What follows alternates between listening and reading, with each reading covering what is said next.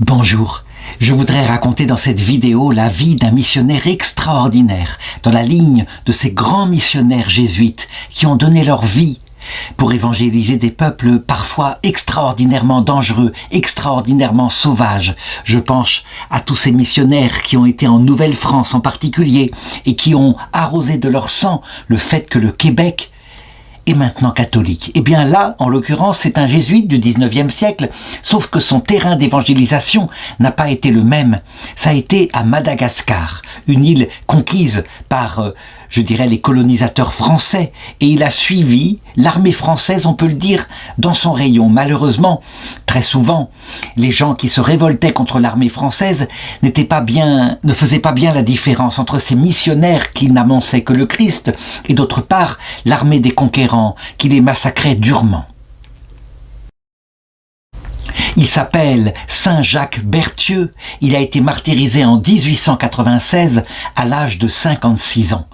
Et vraiment, comme je vais le montrer, il mérite de ne pas être que béatifié, ça veut dire donné comme modèle aux habitants de Madagascar, mais à l'Église universelle, ne serait-ce qu'à cause de l'acte final de son martyre. Ce petit enfant est français. À l'origine, il naît le 27 novembre 1838 à Montlogis. C'est un département dans le Cantal. Ses parents sont de solides et austères paysans en Auvergne et ils leur communiquent non seulement leur sens du travail, mais aussi leur foi catholique. Une foi solide qui est d'ailleurs informée, surnaturalisée par l'Esprit Saint, au point que dès l'âge de 15 ans, en 1853, il entre au petit séminaire de Pléau. 1853, il faut le savoir, c'est en plein renouveau de la foi catholique au XIXe siècle, comme si les morts de la Révolution française au siècle précédent avaient fécondé l'Église de France. Et dans cette Église de France, on doit le reconnaître, partir de nombreux missionnaires qui voulurent annoncer, on ne sait pas pourquoi, ça venait du Saint-Esprit, ce n'était pas possible autrement, qui devaient annoncer la foi à des terres lointaines. Pour le moment, il n'a pas une vocation de missionnaire. Il entre ensuite au grand séminaire en 1859 à Saint-Flour. À quoi servaient les petits séminaires où on entrait dès l'adolescence ? Pas pour manipuler l'esprit de ces jeunes, mais parce que des jeunes qui sentaient en eux la possible vocation, faisaient leurs études, et donc, s'ils sortaient de ce collège, de ce lycée, eh bien, ils pouvaient poursuivre leurs études, mais s'ils gardaient la vocation où elle était cultivée, eh bien, ils pouvaient devenir prêtres. Et lui, en premier, il se dirige donc vers le clergé séculier. Il est ordonné prêtre le 21 mai 1863, à l'âge de 25 ans. À cette époque-là, on a l'expérience, les jeunes prêtres, pleins de feu, pleins de zèle pour Dieu, sont nommés vicaires. Le vicaire, c'est le second, le curé étant le premier dans une paroisse, et il s'avère que son curé, dans la paroisse où il est nommé, à Roanne-Saint-Marie, n'accepte pas sa venue. En effet, il attendait un autre séminariste, il n'a pas été exaucé. Il va donc le persécuter, le battre froid un petit peu, mais on voit ce jeune prêtre, manifestement, qui trouve la solidité de sa vocation dans la prière, puisqu'il n'est pas aidé par ce confrère. Il reste durant 9 années vicaire dans cette paroisse, et là, il mûrit sa vocation, il la fortifie, il se fixe de plus en plus sur le Seigneur, et peu à peu naît en lui l'idée que, il se verrait bien partir là où le Christ n'est pas connu, pour donner le meilleur de lui-même. Évidemment, il faut là une deuxième vocation, une réflexion profonde. Certes, il a donné sa vie une première fois, mais s'il part en mission, il le sait. Le risque de ne jamais revenir, de ne jamais revoir sa famille, sa chère famille, ce risque est tout à fait prégnant. D'autant plus qu'il y a aussi un risque de martyr.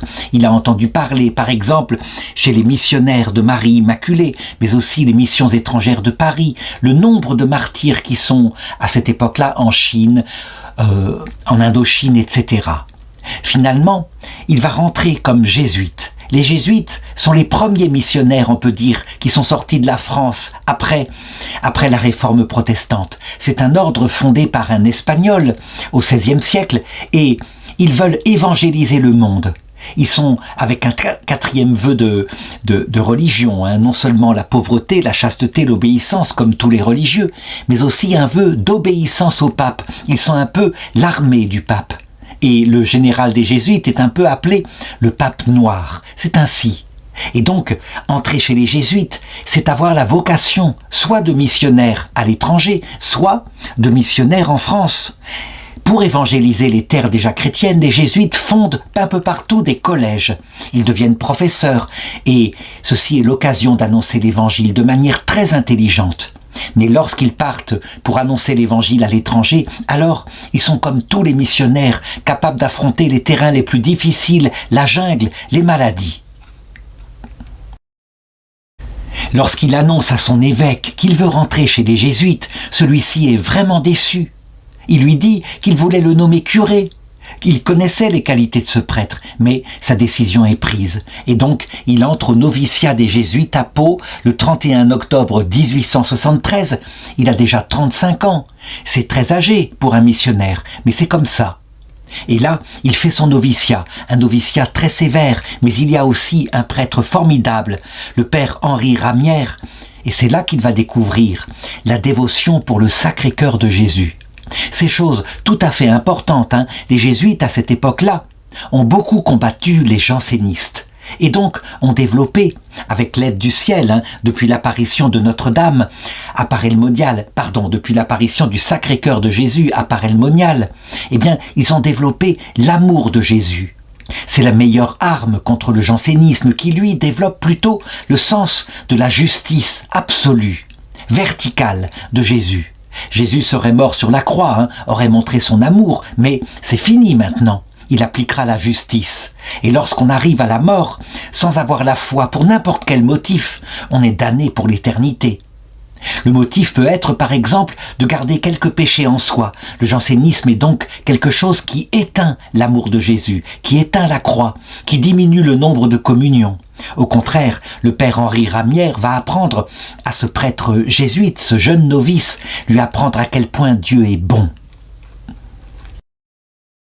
Voici une des premières photos qu'on a de lui, à cette époque-là, juste avant son départ en mission. Parce qu'il faut le savoir, après ce noviciat qui dure 1 ou 2 ans, eh bien, on a sa nomination, on le fait dans l'obéissance. Il est déjà prêtre, donc il n'a pas à faire son séminaire. Pourtant, les jésuites vont lui donner une formation supplémentaire qui lui manque, de la théologie, et aussi cette théologie particulière que eux développent, la théologie pastorale. Comment est-ce qu'on peut faire progresser les âmes vers le Christ ? Il reçoit son affectation, ce sera Madagascar, cette grande île qui est à l'est de l'Afrique. Mais je dirais d'abord, il devra partir avec sa croix de missionnaire pour s'arrêter à l'île de la Réunion et puis passer sur l'île de Sainte-Marie. Aujourd'hui, elle s'appelle Nosy Boraha et il devra y apprendre la langue malgache. On prend son temps chez les jésuites, les études sont très poussées. Il va apprendre pendant 5 années la langue et rester sur cette île jusqu'en 1880. Et là, avec 2 autres missionnaires jésuites et aussi avec les religieuses, les sœurs de Saint-Joseph de Cluny, ils forment une équipe de missionnaires extraordinairement dynamique. Ils annoncent le Christ, ils baptisent, ils prêchent le catéchisme, ils approfondissent la foi. Les missionnaires sont des annonceurs de l'Évangile, mais il faut le reconnaître. Il y a quelque chose qui favorise leur entrée dans ces terres, ce sont les démarches impérialistes de la France de cette époque-là, qui partout se taillent un empire, étant donné les armes des Européens, ils peuvent conquérir le monde entier. Donc ils suivent en général les pas des militaires, mais très vite, il y a des révoltes, les gens se battent pour leur indépendance, ils n'acceptent pas d'être colonisés ainsi. Donc, ceci est source souvent de malentendus. Et donc, lors d'une révolte dans cette île, eh bien, il est expulsé en 1883 avec tous les Français, et ceci en représailles d'une intervention de la marine française. Les gens du pays n'arrivent pas bien à distinguer les missionnaires d'un côté qui travaillent pour Dieu, et de l'autre côté, l'armée française qui travaille pour ce pays. Et donc, ça va être l'occasion pour quitter cette île et passer à Madagascar, la grande île, qui à l'époque est encore indépendante, mais qui regarde, en tout cas pour les autorités politiques de Madagascar, avec un mauvais œil, la flotte française qui tourne autour de l'île et qui voudrait bien s'en emparer. La situation à Madagascar, quelle est-elle? Eh bien d'abord au niveau religieux. Les gens sont païens. Ils ont une religion africaine, ils adorent des idoles, il y a des sorciers, ils rendent un culte à des dieux, ils s'appuient aussi sur des amulettes, des grigris, qui leur semblent très puissants. C'est une religion traditionnelle, de type polythéiste.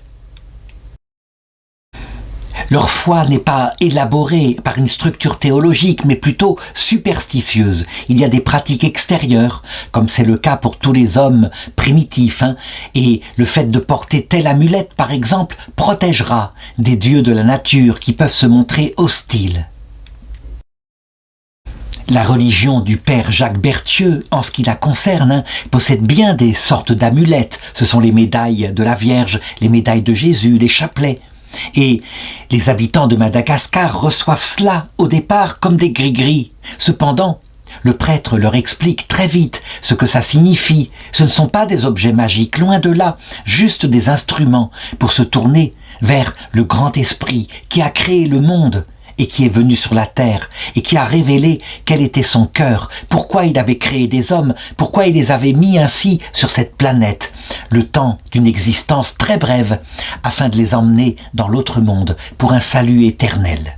Il est évident que la puissance de la prédication évangélique, de par sa théologie, impressionne les habitants de cette île.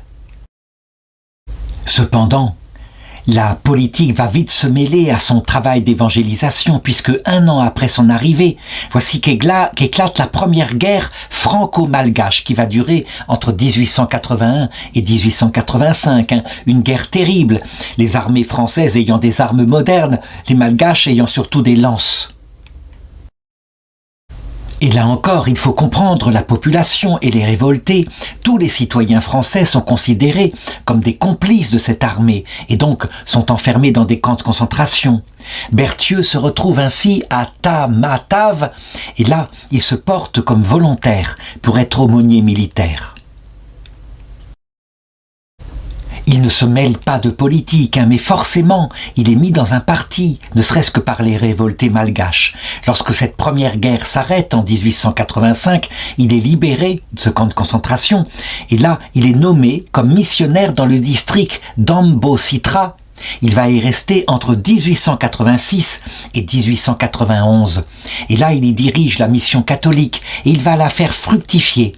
L'une des choses qui lui paraît le plus essentielle, c'est l'enseignement du catéchisme. Et en effet, lorsqu'on connaît la foi catholique, lorsque l'Esprit Saint vient accompagner cette prédication par sa venue dans le cœur, la conversion arrive très vite.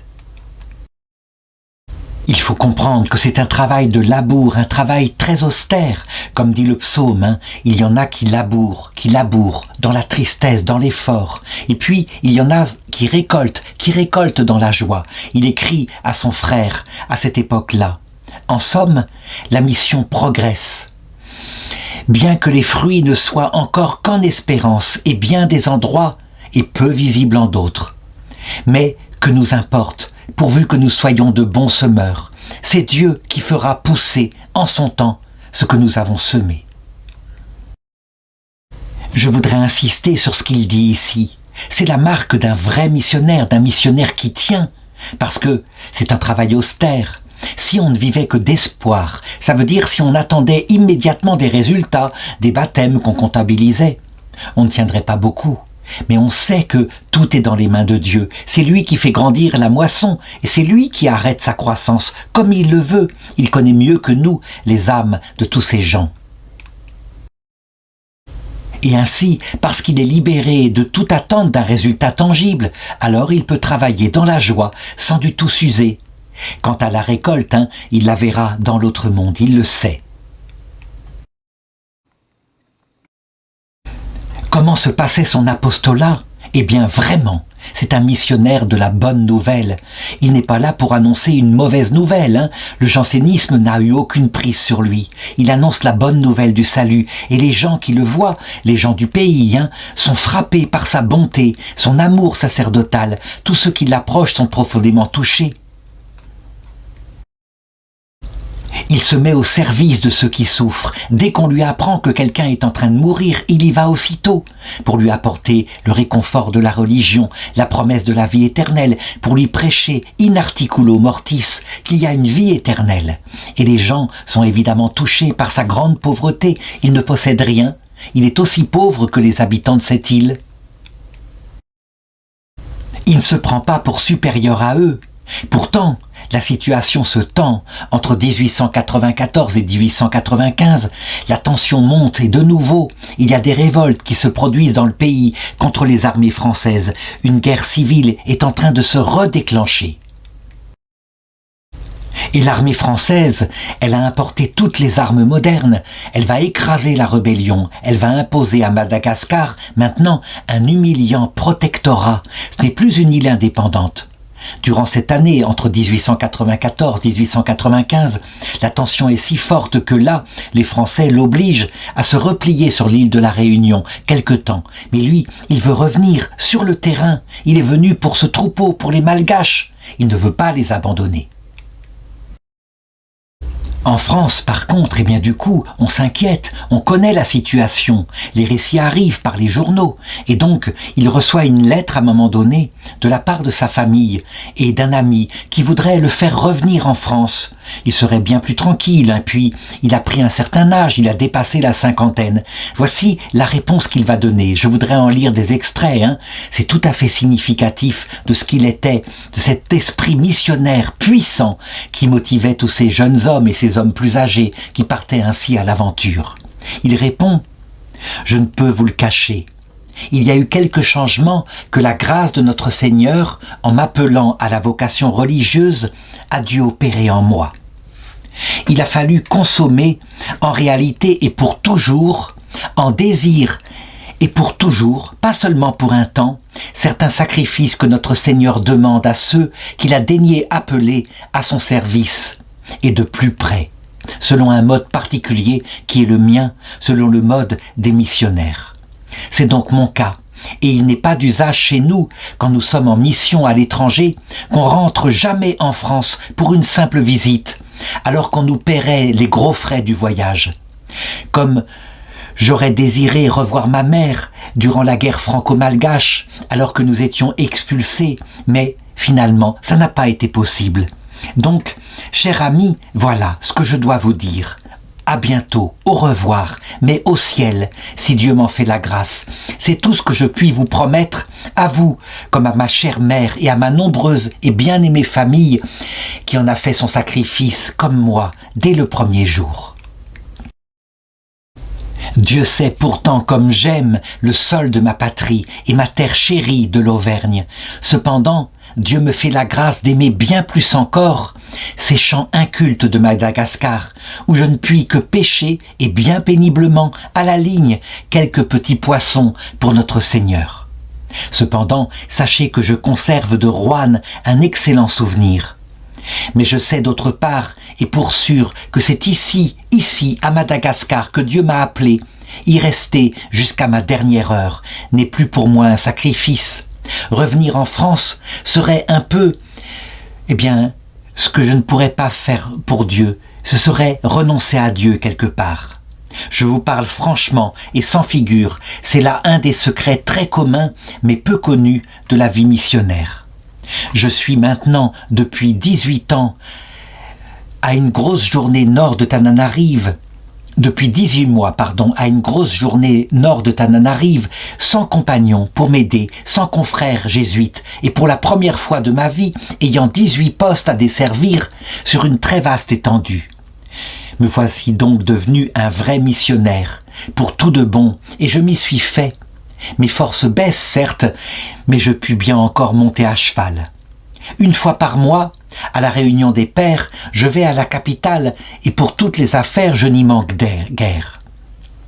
Voici en partie pour résumer, c'est ici que le royaume des cieux souffre violence de la part de nombreux méchants et de puissants ennemis.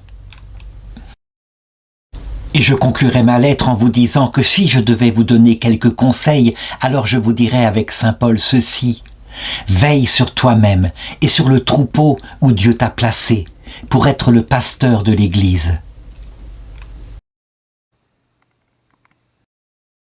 On le voit, on ne peut pas être missionnaire comme ça sur un terrain si dangereux, sans avoir renoncé à sa vie. Il faut être totalement mort à soi-même pour se donner à Dieu. D'ailleurs, l'insurrection reprend en 1896.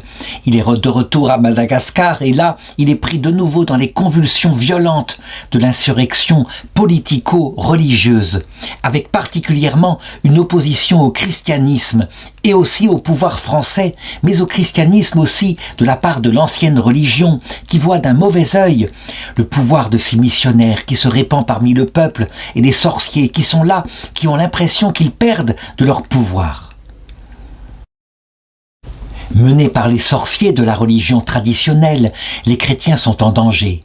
Alors, on peut le dire, Jacques Berthieu essaye de protéger les villages chrétiens qu'il a déjà évangélisés et de les mettre sous la protection des troupes françaises. Il décide donc, durant le mois 1896, de suivre un détachement de l'armée française mené par le colonel Combes, un colonel d'ailleurs qui le déteste, pour une raison simple, c'est que ce colonel, il se conduit très mal. Il a des maîtresses dans la région, et du coup, il le lui a reproché en face. Et donc celui-ci ne lui a pas beaucoup pardonné. Il faut imaginer la scène. Il y a les villageois chrétiens qui sont protégés par l'armée française, mais une longue colonne qui s'étend sur des kilomètres, et derrière, en arrière, en dernier, en tout dernier, il y a le père Jacques Berthieu qui est là, qui ne veut perdre aucun de ses villageois, et donc qui fait un peu la voiture balai. Le colonel Combes, quant à lui, il n'a pas mis les efforts qu'il fallait, donc des soldats armés à l'arrière pour protéger les derniers. Non, il est parti en tête dès le 6 juin 1896. Et lui, le 7 juin, il chemine par derrière. Et ce qui doit arriver arrive. Voici que les révoltés attaquent la fin de la colonne et le père est fait prisonnier. Dans un premier temps, ils arrivent à esquiver l'attaque, ils les voient arriver et ils se réfugient dans un village fortifié. Là, le père est avec ses villageois et il célèbre la messe une dernière fois pour eux. Et puis il leur dit de s'enfuir dans la nature, de se cacher. Et effectivement, ils s'enfuient, ils se cachent, aucun ne se rappuie. Lui, il reste là en arrière et il est capturé. Alors il est frappé une première fois, et puis on l'emmène évidemment. Ils ont peur que l'armée française n'envoie quelques détachements pour contre-attaquer. Ils l'emmènent en otage, on lui retire ses habits, on le frappe encore. Le petit groupe des insurgés est là. À la fois, ils ont peur de ce prêtre qu'ils considèrent comme un grand sorcier, et en particulier de ses amulettes, de ses chapelets. Ils lui ont tout retiré. Et en même temps, ils voient que c'est un misérable homme très pauvre, qui est comme eux, qui a froid dans le froid de la nuit. Ils décident de le conduire à leur chef, qui s'appelle Rabozaka, à une quinzaine de kilomètres de là. Et c'est une marche extraordinairement dure. Les rebelles, voyant sa grande faiblesse, la façon, le mal qu'il a à marcher, voient bien que ce n'est pas un demi-dieu, qu'il n'a pas de pouvoir magique, et donc ils sont là, qui à la fois se moquent de lui, quelque part, et en même temps, ils lui disent d'abandonner sa religion, de les rejoindre, et ils lui font une promesse, rejoins notre religion, et nous ferons de toi un chef. On peut le dire, il est en train de vivre son chemin de croix. À un moment donné, ils arrivent à Ambo-Itra, qui est un poste chrétien où il y a une école. Et là, il y a donc des chrétiens qui sont terrorisés à la vue des rebelles. Et là, ils demandent à ceux qui sont chrétiens, ils leur demandent en malgache de lui donner un vêtement, un lamba, parce qu'il a très froid.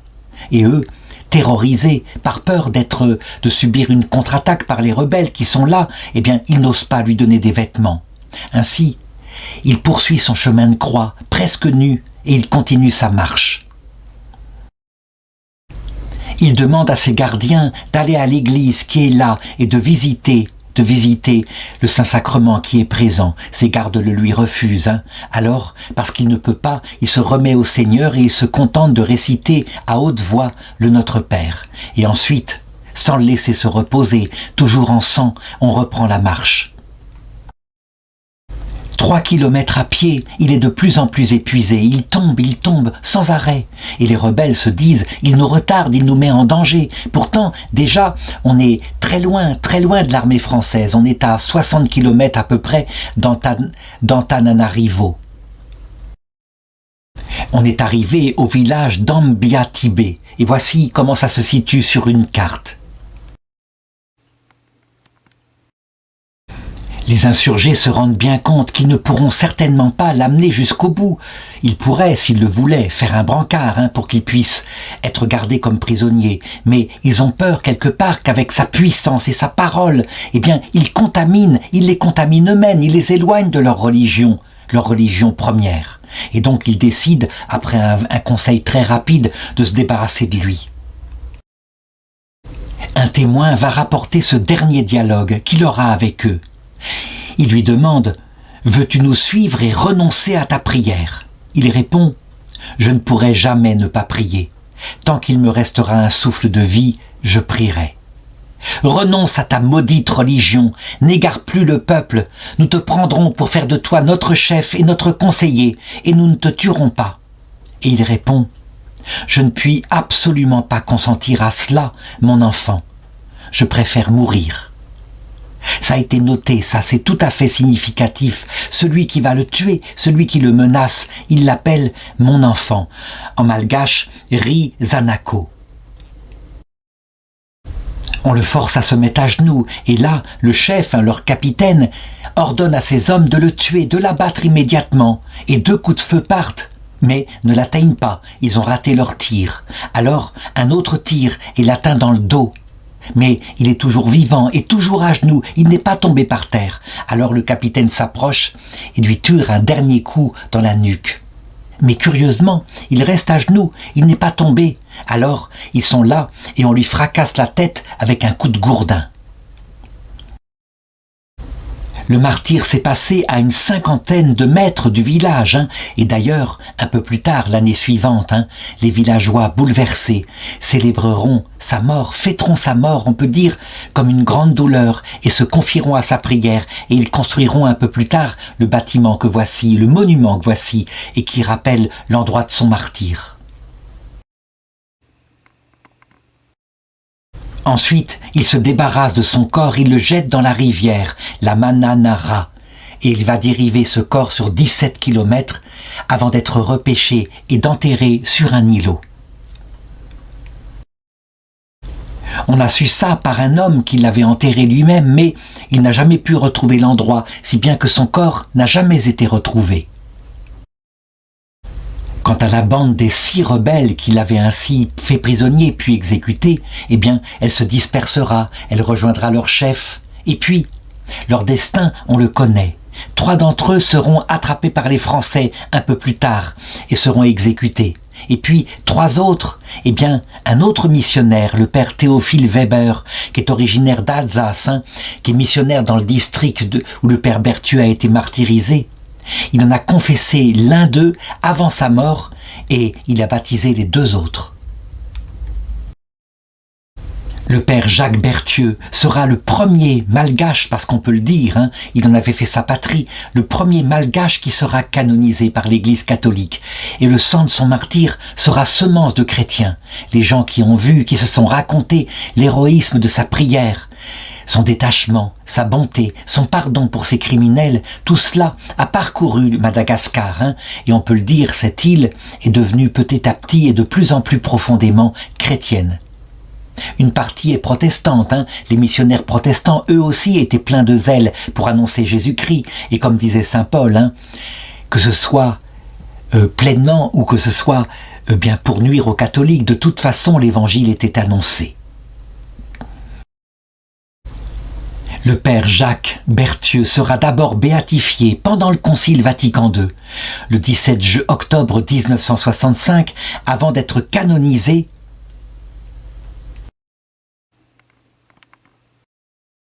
par le pape Benoît XVI le 21 octobre 2012. Oui, c'est un vrai missionnaire et on peut en être sûr. Les 6 bourreaux qui l'ont exécuté, maintenant, à mon avis, ont été accueillis par lui et sont entrés à un moment donné dans la vie éternelle. C'est évident. Leur combat politico-religieux, quand ils ont vu à l'heure de leur mort un tel missionnaire plein d'amour ressemblant au Christ et leur présentant le Christ, eh bien, ces hommes-là sont devenus des disciples du Messie.